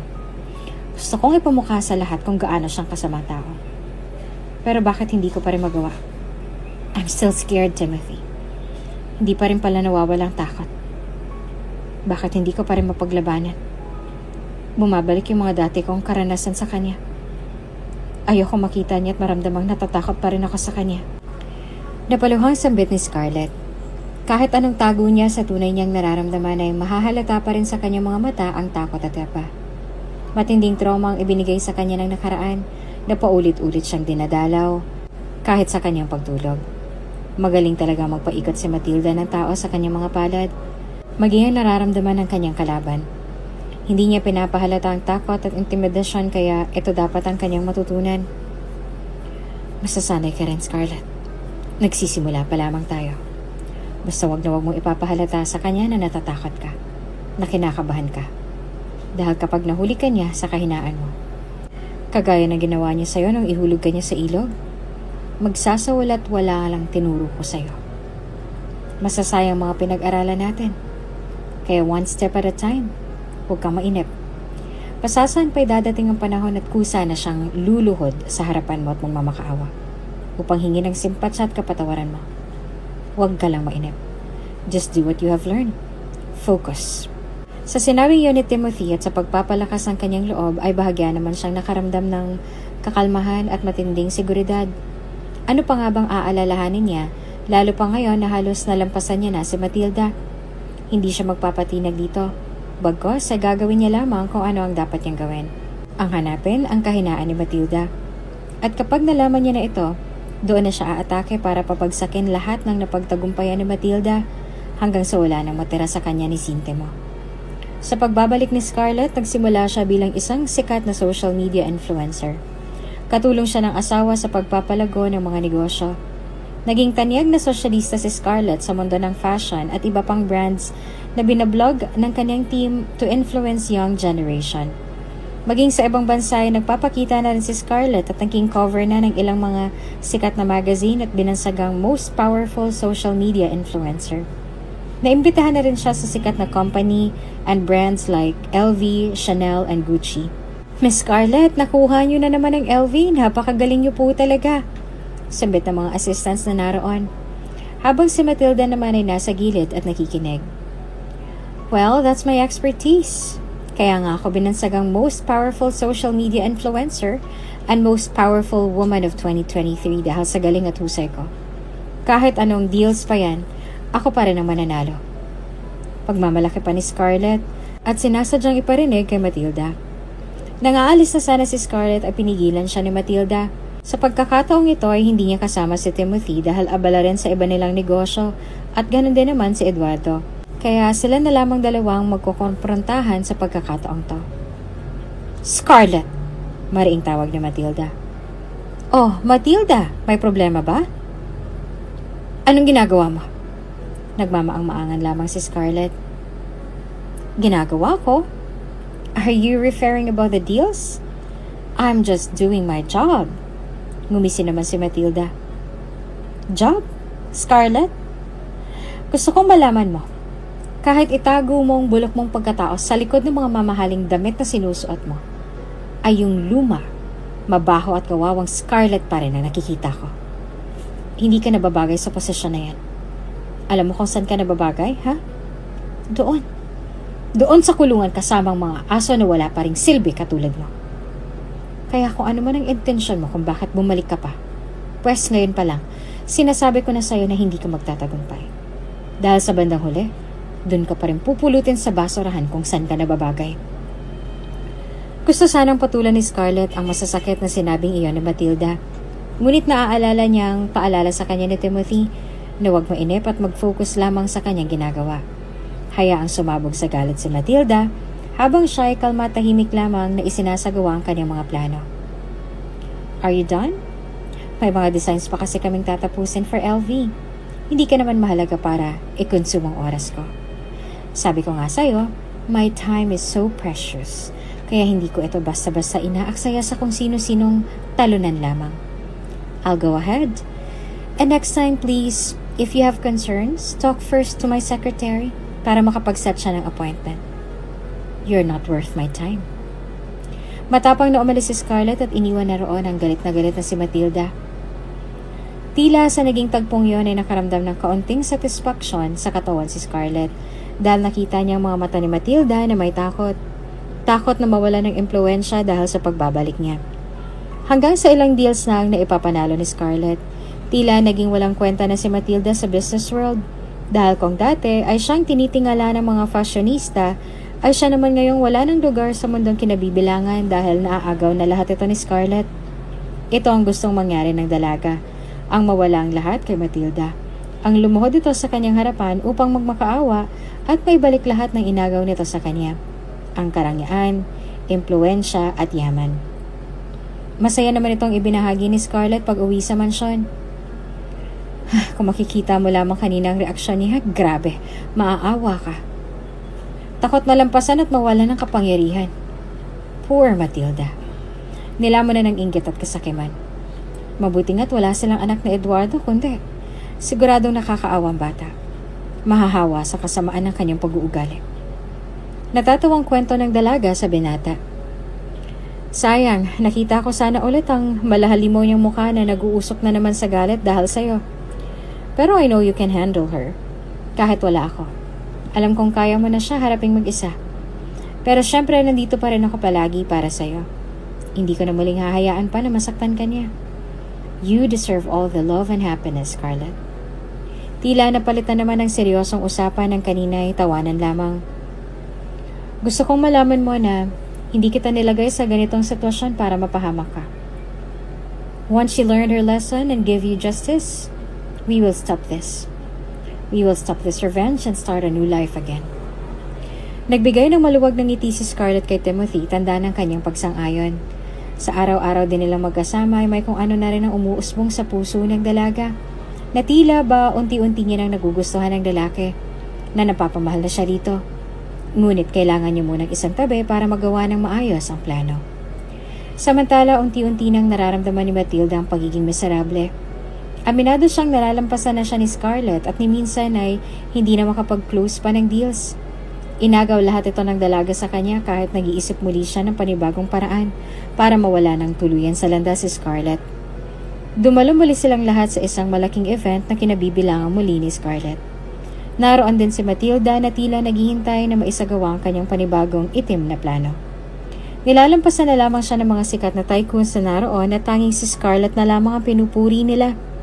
Wala na siyang silbi dahil wala na siyang impluensya. Tuluyan na itong naagaw ni Scarlett at unti-unti nang natutupad ang mga plano ng dalaga. Nang matapos ang event ay kanya-kanya na rin umalis sa mga bisita, ganon din si Scarlett. Hindi na sinadyang sumama ni Timothy dahil may sorpresa sana siya sa dalaga. Aaminin na sana niya na minamahal niya ito at gusto ng pakasalan ng bukal sa loob at malinis na ang puso. Excited at ang mamadaling sumakay ng kanyang kotse si Scarlett para maagang makauwi. Nang makasakay na siya at may andar ng sasakyan ay naiwan sa lugar miserableng si Matilda habang matalim na pinagmamasdan ang paglayo ni Scarlett. Sisiguraduhin kong ito ng huling sandali na guguluhin mong buhay ko, Scarlett.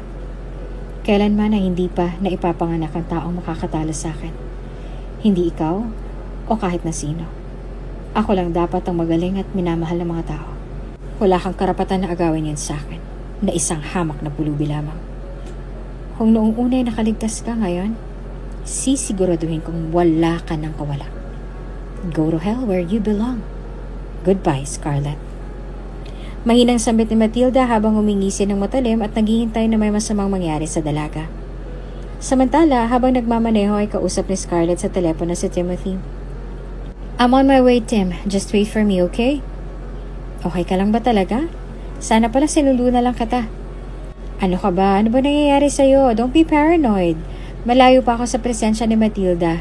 Huwag ka nang mag-alala, malapit na rin ako. Hindi ko maiwasang mag-alala kapag nasa paligid mong babaeng yan. O siya, sige. Drive safely ha, dahan-dahan. Mag-iingat ka. Pagkababa ng telepono ay nakaramdam ng masama si Scarlett sa preno ng sasakyan. Pabilis rin ng pabilis ang kanyang takbo at kahit anong tapot niya sa preno ay hindi ito gumagana. Oh my God, ano nangyayari? Matindi ng kaba sa puso ni Scarlett. Hanggang sa bigla na lamang itong sumigaw at mabilis na napasalpok ang sinasakyang kotse sa may poste. Agad dumisponde ang mga taong naroroon na tumawag ng ambulansya. Nadala kaagad si Scarlett sa hospital na naliligo na sa sariling mga dugo at walang malay. Nakontak naman kaagad si Timothy ng mga nurse. Kumaripas naman ang pagmamaneho si Timothy patungo sa ospital kung saan dinala ang dalaga. Doon ay bumungad sa kanyang duguan at walang malay na si Scarlett. Doc, please revive her. Iligtas niyo ang asawa ko. Do everything that you can. Nagmamakaawa at umiiyak na tong sabi sa mga doktor na naroroon. Opo, Sir Timothy. We will do everything to save her. Maghintay na lamang po kayo rito. Hindi malaman ni Timothy ang mararamdaman. Nakaramdam siya ng pagsisisi kung bakit niya inimpluwensya ng dalaga na maghigante. Nangako siyang hindi niya ito pababayaan ngunit wala siya sa tabi ng dalaga nung nasa panganib ang buhay nito. Samantala sa mansyon na hindi naman mapakali si Matilda. Panay ang inom ng alak at inom ng gamot pampakalma. Nabalitaan niya nang naaksidente na si Scarlett kaya nakaramdam siya ng sobrang saya. Ngunit may umusbong rin na takot sa puso nito. Hindi niya mawaring nararamdaman. Dapat nagsasaya siya ngayon sa sinapit ng dalaga. Lalo pa nang malaman niyang kritikal ito. Dapat ay nagsasaya siya ngayon dahil sa wakas ay maipabalik na muli ang pwesto na dati sa kanya na inagaw ni Scarlett.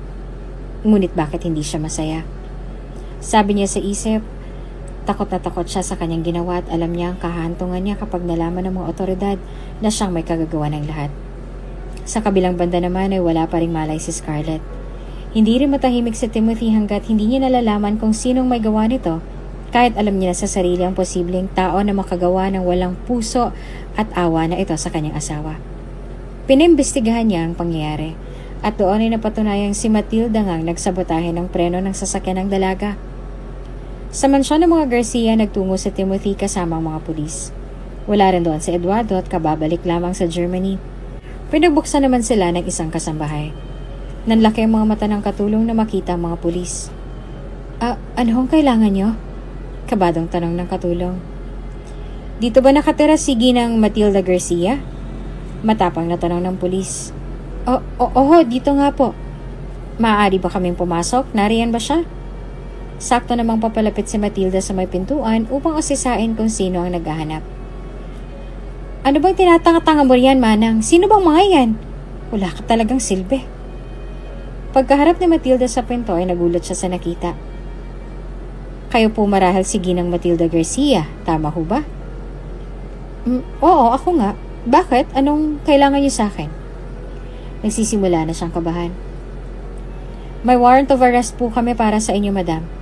Maaari po kayong manahimik at lahat ng sasabihin niyo ay maaaring magamit laban sa inyo sa harap ng korte. Kung wala kayong abogado ay pwede namin kayong bigyan ng abogado na magtatanggol sa inyo. Sabit ng mga pulis habang nilalagyan ng posas ang mga kamay ni Matilda. Anong ginagawa niyo? Wala kayong karapatan na gawin sa akin to. Hindi ko nga alam kung anong kasalanan ng ginawa ko. Tatawagan kong abogado ko. Hintayin niyo. Patuloy na pagpupumiglas si Matilda. Hindi mo alam ang ginawa mo? Sa tingin mo palalampasin ko pa to? Sa tingin mo magsisinungaling ang mga CCTV na nakakita sa kawalanghyan mo? Tama ng pagpapahirap mo kay Scarlett. Sisiguraduhin kong mabubulok ka na sa kulungan. Galit na galit si Timothy na hinarap si Matilda. Walang hiya ka, Timothy. Hindi mo lang matanggap ang ginawa ko sa mga walang silbi mong magulang. Kaya ginamit mo si Scarlett para gumanti sa akin? Duwag ka. Wala ka ring silbi kagaya ng mga magulang mo. Patuloy sa pangiinis si Matilda, ngunit nananatiling kalmado si Timothy. Sige, dalhin niyo na yan. At siguraduhin yung hindi na yan makakalabas pa. Nagtungo na sila sa presinto at doon na ikinulong si Matilda. Habang si Scarlett naman ay nakaratay pa rin sa ospital at wala pa ring malay. Tila gumuguho naman ang mundo ni Timothy sa tuwing makikita ang dalaga sa ganoong sitwasyon. Sinisisi niya ang sarili sa nangyari. Hindi dapat ito nangyari kung hindi napuno ng puot at galit ang kanilang mga puso. Sa isip niya, sana siya na lamang nakaratay doon at nag-aagaw buhay at hindi si Scarlett. Hindi ito deserve ng dalaga na ang tanging hangad lamang naman ay makuha ang inaasam na hustisya. Habang nakasubsob si Timothy sa kamang hinihigaan ni Scarlett, ay lumapit sa kanyang doktor. Sir Timothy, can we talk? Pansamantala muna silang lumabas at saka naupo sa may bench. Dok, ano na ho? Bakit parang walang progress ang asawa ko? Hindi na ako magpapaligoy-ligoy pa. May tama ang liver ni Mrs. Scarlett Lopez. May nakita kaming damage at sa lalong madaling panahon ay kailangan namin ng donor dito na dapat matched sa kanya. Napaisip si Timothy sa sinabing iyon ng doktor. Saan siya hahanap ng kamatch ng liver ni Scarlett? May nanay ho ba ang asawa ninyo? Tanong ng doktor. Patay na ho ang nanay niya. Ang ama naman po niya ay nanghihina na rin at may sakit. Hindi makapag-isip ng maayos si Timothy kung saan kukuha ng donor na match ng kay Scarlett. Kailangan niya na makahanap dahil critical na ang kondisyon ng dalaga. Sa mansyon ay nakatanggap ng tawag si Timothy mula sa kanyang private investigator. Boss, may kailangan po kayong malaman. Bumilis naman ang tibok ng puso ni Timothy sa narinig. Nang makarating na roon ang investigador, ay agad nitong ibinigay ang profile ni Matilda. Dito nalaman ni Timothy na may anak pala ito bago maikasal kay Eduardo. Dahil hayok sa karangyaan, kapangyarihan at kayamanan na iniwan niya sa harapan ng isang bakery ang sanggol at saka nagpakasal kay Eduardo. Hindi kasi matutuloy ang kasal kapag nalaman nilang may anak si Matilda at kapag nangyari yon ay mawawala lahat ang yaman nito. Ang palaisipan ngayon kay Timothy ay kung nasaan ang bata. Hindi pa tapos ang investigador, may isiniwalat pa siya kay Timothy. Boss, base rin sa aming nakalap na impormasyon, ang pangalan na nakapulot sa anak ni Madam Matilda ay si Ginang Lucia Sanchez. At ito rin po ang kinagisnang ina ni Ma'am Scarlett. Nagulantang ang mundo ni Timothy sa mga naging revelasyon na iyon. Lumalabas lamang na ampon lamang ni Ginang Lucia si Scarlett at hindi talaga tunay na anak. Siya ang batang iniwan ni Matilda sa harap ng isang bakery at si Scarlett ang kanyang anak. Napaisip si Timothy sa mga nangyari. Kung si Matilda ang tunay na ina ni Scarlett, may pag-asa pang maisalba ng dalaga ang kanyang buhay. Iyon ay kung mapapakiusapan ni Timothy si Matilda na maging donor para sa kanyang sariling anak. Si Matilda na lamang naiisip niya makakatulong dito dahil ang kailangan na donor ay match with the same blood type at composition ng liver. Hindi na nagdalawang isip pa si Timothy na puntahan sa kulungan si Matilda dahil nauubos na rin ang oras niya. Kailangan na ni Scarlett na maoperahan bago pa mahuli ang lahat. Ginang Garcia, may dalaw ka.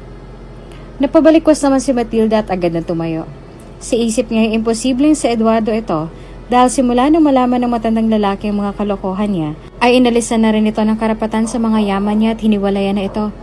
Nang lumabas siya ng kulungan ay bumungad sa kanya si Timothy at ang mga papel at ebidensya na nakalatag sa mesa.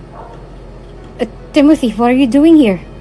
Kung narito ka para paulit-ulit akong sisihin, pues umalis ka na. Matapang nitong sabi. Have a seat, may kailangan kang malaman. Naging curious naman si Matilda sa sinabi ni Timothy kaya umupo na rin ito. Napatingin siya sa papel na nasa harapan. Anong mga ito? May anak ka? Sa tanong na iyon ay nangilid ang mga luha ng babae. Anong alam mo? Anong alam mo sa anak ko? Anong klase kang ina para itapon lamang ng walang awang sarili mong dugo at laman? Tuluyan ang lumuha si Matilda. Wala kang alam. Wala kang karapatang husgahan ako. Paano ka nakakatulog sa gabi sa mga ginawa mo? Naisip mo man lang ba kung buhay pa siya? O baka may iba pang nakapulot sa kanya? Ano bang pakay mo? Bakit hindi mo pa ako diretsuhin? Si Ginang Lucia Sanchez, kilala mo? Nanlaki ang mga mata niya. Oo. Ina siya ng walang kwentang si Scarlett. Ngumisi si Timothy. Alam mo rin bang, kailanman ay wala siyang kakayan ng mga anak? Ano bang pinagsasasabi mo? Imposible yan kaya nga nailuwal niya si Scarlett eh. Baog siya. Ibig sabihin noon pa man hindi na talaga siya magkakaanak. Umalis ka na, walang patutunguhan ang usapang to. Tumango na si Matilda at saka tumalikod. Hindi mo man lang ba iisipin kung paano niya naging anak si Scarlett? Ramdam ni Matilda ang sobrang kaba sa kanyang puso. Tila nagkaroon siya ng ideya sa sinasabi ni Timothy ngunit ayaw niyang pakinggan pa. Si Ginang Lucia ay nagtatrabaho sa isang bakery kung saan mo tinapon at iniwang parang isang basurang sanggol na nagmula sa'yo. Kung saan mo ba sa iniwan ang anak mo? Gusto mong malaman kung sino siya? Siya lang naman ang babaeng paulit-ulit mong sinaktan. Paulit-ulit mong niyurakan ng dangal. At paulit-ulit mong inagawan ng pangarap. At paulit-ulit mong pinatay. Si Scarlett. Si Scarlett ang batang tinapon mo. Si Scarlett ang dugo at laman mo. Siya ang anak mo. At ikaw ang tunay niyang ina. At hindi si Ginang Lucia. Pumatak ang mga luha ni Matilda sa narinig. Nanigas ang kanyang mga kalamnan kasabay ng mabilis na pagtibok ng kanyang puso. Pero kahit na narinig niya ang totoo, ay hindi pa rin siya kumbinsido. Sa tingin mo, basta-basta ako maniniwala sa'yo? Na hindi ko nga alam kung ano ba talagang pakay mo pero wala ka ng kasagutang mapapala sa akin. Umalis ka na. Kung hindi ka kumbinsido at para parehas na rin tayo matahimik, pumayag ka na sumailalim sa ilang test para malaman natin ang totoo. Desidido na si Timothy at gagawin niyang lahat para mailigtas lamang sa panganib ng kamatayan ng asawa. Noong unay nagmamatigas pa rin si Matilda, ngunit kalaunay napapayag na rin ito ng lalaki. Ilang oras ang hinintay nila para sa resulta. Hanggang sa tuluyan ang pumatak ang mga luha ni Matilda nang malaman na tunay nga ang sinasabi ni Timothy. Hindi ito maaari. Anong nagawa ko? Si Scarlett ang anak ko. I couldn't believe it. Sarili kong anak pinagtangkaan kong patayan. Napakasama kong ina. Sana mapatawad niya ako kahit alam kong walang kapatawaran ng aking ginawa. What kind of mother am I? What have I done? Humagulgol sa iyak si Matilda nang malaman ng totoo. Base sa mga test na isinagawa ay napatunayang anak nga niyang dalaga. Hindi niya malaman ang gagawin nang maisip niya ang mga kalapastangan ng ginawa niya sa sariling anak. Napakasama ko. Napakawalang kwentang ina ko. Buong buhay ko nabuhay ako sa kahirapan. Sawa na ako maging mahirap. Ginalingan ko para makaangat sa buhay at magkaroon ng pangalan sa industriya. Ginawa kong lahat para maging makapangyarihan. Para maging pinakamagaling sa lahat. Pero hindi pa pala yun sapat. Nakilala ko si Eduardo at siya na lamang ang tanging naiisip ko na makakapagpuno ng kasakiman sa aking puso. Nabalot na ng kasamaan ang aking puso. At ayoko nang may makakahigit pa sa akin. Kaya mas pinili kong i-give up ang sarili kong anak kaysa sa pangarap ko. Mas pinili kong maging masama kaysa makasama ang anak ko. Napakawala kong kwentang ina. Napakawala kong silbi. Hindi ko lubos maisip ang mga nagawa ko sa kanyang kasalanan. Napakasama ko. Ramdam ni Timothy ang hinagpis at pagsisisi ni Matilda. Labis ang kanyang pagsisisi sa mga nagawa sa sarili niyang anak. Ngunit tumatakbo ang oras. Kailangan na rin sumailalim ni Scarlett sa operasyon at kailangan na rin ng donor. Matilda, kung gusto mo makabawi sa anak mo, be her donor. She's in a critical situation now. Nauubos na ang oras. Nagkaproblema ang kanyang liver at kailangan niya ng donor. And you're the only one who's fit to be her donor. For the last time, Matilda, kung gusto mo makabawi sa anak mo, isalba mo ang buhay niya. Bilang isang ina, ano man ang mangyaring masama sa relasyon o sa pagitan ni Scarlett at Matilda, ay gagawin pa rin niya ang lahat para mailigtas ngayon ang kanyang anak. Ilang beses niya nang inilagay ito sa bingit ng kamatayan kaya ngayon ay babawi siya. Hindi na nagdalawang isip pa si Matilda at sumailalim na kaagad sa operasyon. Sa isip niya ano man ang mangyari, isasalba niya ang buhay ng kanyang anak. Hangad niya ang kapatawaran nito. At kung hindi man siya mapatawad, ay paulit-ulit pa rin niyang pagsisisihan ang kanyang mga kasalanang nagawa. Samantala, ilang oras din ang itinagal ng operasyon. Sir Timothy, tawag ng doktor sa binata na ilang araw na rin walang tulog sa pag-aalala at pagbabantay kay Scarlett. Dok, kamusta na? Kamusta ng asawa ko? Nag-aalala nitong tanong sa doktor. Sir Timothy, masaya akong ibalita sa inyo na successful ang naging operasyon. Ligtas na po ang asawa ninyo. Ligtas na po si Miss Scarlett. Walang mapagsidla ng saya at galak na nararamdaman ngayon ni Timothy. Sa wakas ay ligtas na ang dalaga at alam niya na makakapamuhay na talaga ito ng payapa. Nang magkamalay si Scarlett ay agad itong nilapitan ni Timothy. Scarlett, are you okay? Need anything? Mabuti naman at may malay ka na. Sobra ako nag-alala sa'yo. Tila nangihina pa rin si Scarlett at nagbabawi pa lamang ang katawan. Tim, what happened? Malumanay nitong tanong. You had a car accident. Nahuli na rin kung sinong may gawa. Si Matilda ba? Yes, and don't worry. Inayos ko ng lahat. Napakawalang hiya niya talaga. Hindi ko siya mapapatawad. Nanlamig naman ang mukha ni Timothy sa sinabi ni Scarlett na hanggang ngayon ay hindi pa rin alam ang totoo. Honey, magpakalakas ka. Kailangan mo makabawi ng lakas dahil marami akong sasabihin. Marami kang dapat na malaman. Katulad ng sinabi ni Timothy, nagpalakas ng katawan si Scarlett upang manumbalik ang dating sigla. Ilang linggo rin siya bago makabawi. Honey, masakit pa ba ang opera mo? Hindi na masyado, Tim. Nga pala, I'm wondering, saan ka nakakuha ng donor? Gusto ko magpasalamat sa kanya ng personal. Sure, honey. Papuntahin natin ang taong sumalba sa buhay mo. Maluwag na ngumiti si Scarlett kay Timothy, sabay niyakap ito ng mahigpit. Thanks, Tim. Salamat sa lahat-lahat. Utang ko sa iyo ang buhay ko. Sinuklian din naman ito ng binata ng isang mahigpit na yakap at halik sa noo. Katulad ng request ni Scarlett, sinamahan ito ni Timothy sa taong isa rin sa sumalba sa kanyang buhay, ang kanyang naging donor. Sa sasakyan pa lang ay excited na si Scarlett. Hindi niya alam kung paano pasasalamatan ang kung sino man ang naging donor niya. Abot-abot ang kanyang ngiti habang papunta sa kinaroroonan ng tumulong sa kanya. Tim, bakit tayo nandito? Dinala siya ni Tim kung saan nakapiit si Matilda. Wala siyang ideya na ito pala ang tunay niyang ina. Gusto mong magpasalamat sa taong tumulong sa'yo, diba? Halika, nasa loob siya. Biglang nakaramdam ng kaba si Scarlett. Hindi niya alam kung bakit dito siya dinala ni Tim. O hindi siya tutuloy ay hindi niya makikita at makikilala ang dating donor niya, kaya sumama na rin siya sa loob. Nang makarating sila sa visitors area, ay tinawag na ng pulis si Matilda. Ginang Garcia, may dalaw ka.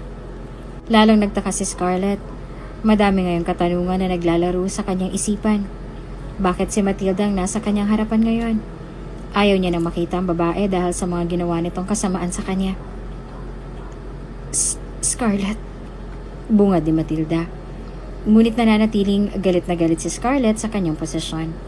Mariin niyang tinikom ang kanyang mga kamao na pawang gustong manakit. Tim, ano pang ginagawa natin dito? Mariin niyang tanong na matalim pa rin nakatitig kay Matilda. Honey, siya ang donor mo. Si Matilda. Ha? Imposible. Ikaw? Hindi ba't ikaw ang dahilan kung bakit ako nag-agaw buhay? Hindi ba't ikaw ang dahilan kung bakit nalagay na naman ang buhay ko sa pingit ng kamatayan? Bakit ikaw? Ano na namang pinaplano mo? Galit nitong tanong na nangingilid ng mga luha. Scarlett, wala nang iba pang pwedeng mag-donor sa'yo dahil tanging ako lang ang match sa liver mo. What? Hindi ko maintindihan. Nagugulang sabi ni Scarlett. Anak, patawarin mo ako. Patawarin mo ako, anak. Doon ay nagsimula ng lumagapak ang mga luha ni Matilda. Handa na siya anuman ang maging reaksyon at desisyon ngayon ni Scarlett. Ano bang pinagsasabi mo? Tim, let's go. Nababaliw ng babaeng yan. Pero pinigilan siya ni Tim. Scarlett, she's right. She's your mother. Mahabang kwento pero ako ang nakatuklas sa tulong ng mga investigador ko. Hindi maaari. Hindi kita pwedeng maging ina. Hindi ka pwedeng maging ina. Dahil hindi ka marunong magmahal. Hindi ka marunong rumispeto. Hindi ka marunong magpakaina. Kaya wala kang karapatan sa mga sinasabi mo. Hindi ko alam, anak. Huwag mo akong tawaging anak. Kailanman na hindi ko matatanggap na ikaw ang aking magiging ina. At isa pang matagal nang patay ang nanay ko. At kailanman, hindi mo matutumbasan ang pagmamahal sa akin ng aking ina. Hinayaan lamang ni Timothy na maglabas ng saloobin si Scarlett. Anak, hindi ko alam. Hindi ko alam na ikaw ang sanggol na pinabayaan ko. Inilihim ko lahat ng yun kapalit ng kapangyarihan. Kapalit ng karangyaan. Kapalit ng kayamanan. Anak, pinagsisisihan ko ang mga nagawa ko. Kahit hindi mo ako mapatawad, paulit-ulit pa rin akong luluhod sa iyong harapan at pagsisisihan lahat ng mga kasamaang aking ginawa. Nagsimula ng lumuhod si Matilda sa harapan ni Scarlett. Matalim na sinundan nito ng dingin ng dalaga na punong-puno ng mga luha ang mga mata. Patawarin mo ako, anak. Patawarin mo ako. Bakit hindi mo naramdaman? Hindi ba dapat may lukso ng dugo? Pero bakit hindi mo malang naramdaman? Sa tuwing sinasaktan mo ako, wala man lang bang kumirot sa puso mo? Sa tuwing pagmamalupitan mo ako, hindi ka man lang ba nakaramdam ng guilt sa puso mo? Nung nagmamakaawa ko sa'yo at humingi ng habag, wala ka man lamang ba naramdaman ni katiting na awa?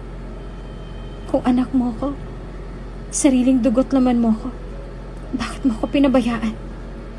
Bakit mas pinili mong mamuhay sa karangyaan at kasakiman kesa ang buhayin at makasama ko? Ni hindi mo man lamang ako minahal o nirespeto man lamang. Tapos sasabihin mo sa akin ngayon na ikaw ang tunay na ina ko? Nasilaw sa yaman at kapangyarihan. Inaamin ko. Nabalot ng inggit at puot ang puso ko. Ni hindi na ako nakaramdam ng pagmamahal. Maging kay Eduardo. Kailanman na hindi niya ako minahal. Wala pa rin akong silbi sa mga paningin niya.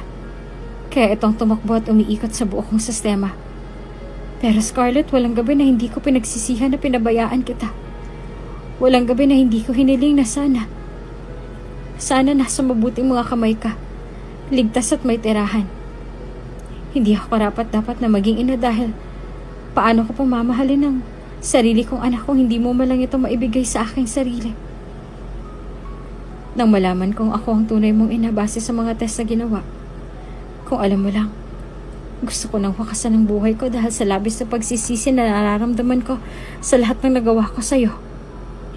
Kaya nung nakiusap sa akin si Tim na maging donor mo, hindi na ako nagdalawang isip. Kaya anak, kahit alam kong hindi mo ako mapapatawad, hayaan mong maging ina ako sa'yo sa kabila ng mga kasamaang nagawa ko. Hayaan mong bumawi ako sa'yo. Dati ang plano ni Scarlett ay makuha ang hostisya at pagsisihan ni Matilda ang lahat ng kanyang nagawang kasalanan nang nakaluhod sa kanyang harapan. Ngayon na nangyayari ito, tila nakaramdamang dalaga ng kirot sa kanyang puso na ang sarili niyang ina ang nagmamakaawa ngayon sa kanyang harapan at humihingi ng kanyang kapatawaran na kailanman ay hindi sumagi sa kanyang isipan. Makalipas ang ilang buwan ng paghihilom at pag-iisip, ay magdedesisyon na ang dalaga na patawarin ng kanyang ina. Dahil para sa kanya, baliktarin mo man ang mundo, ang ina ay ina pa rin. Kahit na marami itong nagawang kasalanan sa kanya, ito pa rin ang nagluwal at nag-iisang pamilya niya. Sa kabila ng kasamaan ng magulang, wala pa rin ibang hangarin ng mga ito kung hindi ang mapabuti ang kanilang mga anak. Sa bandang huli, ay magdedesisyon na si Scarlett upang palayain ang kanyang ina para makapagsimulang muli. Habang si Timothy naman ay nagkaroon na ng pagkakataon upang aminin sa dalaga ang tunay nitong nararamdaman. Scarlett, I'm so proud of you. Para saan naman? Para sa mga pagsubok na pinagdaanan niyo at pinagtagumpayan mo. You're a brave woman and a real influencer. Saludo ako sa'yo. Tim, baka nakakalimutan mo. Hindi naman ako magiging ganitong katapang at katatag kung hindi dahil sa'yo. Ikaw ang naging dahilan at pinagkuhanan ko ng pag-asa at lakas ng loob. Kailanman ay hindi mo ko iniwan at pinabayaan. Utang ko sa'yo ang buhay ko. Kaya sobra ako nagpapasalamat dahil noong unang araw na makita mo ako sa may ilog na walang malay ay hindi ka nag-alinlangan na sagipin ako. Binigyan ng panibagong buhay at pag-asa. Salamat, Tim. Scarlett, let's make this relationship official. Nagpakasal tayo lang sa Australia nang walang nararamdaman para sa isa't isa. Now, let's make it real. I want to marry you again. Napaluha si Scarlett sa alok ni Tim. Yes, of course. I will marry you. I love you, Tim. Mahal na mahal din kita, Scarlett. And they kissed intimately. Kiss with love and affection. Naikasal ang dalawa sa Barcelona ng payapa at nagsama doon ng ilang buwan. Samantala ay unti-unti na rin naayos ang relasyon ni na Scarlett at Matilda sa isa't isa. Namuhay naman ng simple at ordinaryo si Matilda at nananatili pa rin ang komunikasyon sa anak kahit na nasa malayo ito. Ang pagmamahal ng isang ina sa kanyang anak ay hindi matutumbasan ng kahit na anong bagay. Maaaring nasilaw sa yaman si Matilda pero kailanman ay hindi maaalis sa kanyang puso ang karapatan niyang maging isang ina. Ganon din naman si Scarlett, ang anak na may pusong mapagpatawad. Anumang pagsubok ang dumating sa relasyon ng magulang sa kanilang anak at ng anak sa kanilang magulang, sa bandang huli ay mananatili pa rin dapat ang pagpapatawad at pagtanggap sa isa't isa. Dahil kahit baliktarin mo man ang mundo, magulang lamang natin ang makapagbibigay ng walang hanggang pag-ibig at walang hinihiling na kapalit.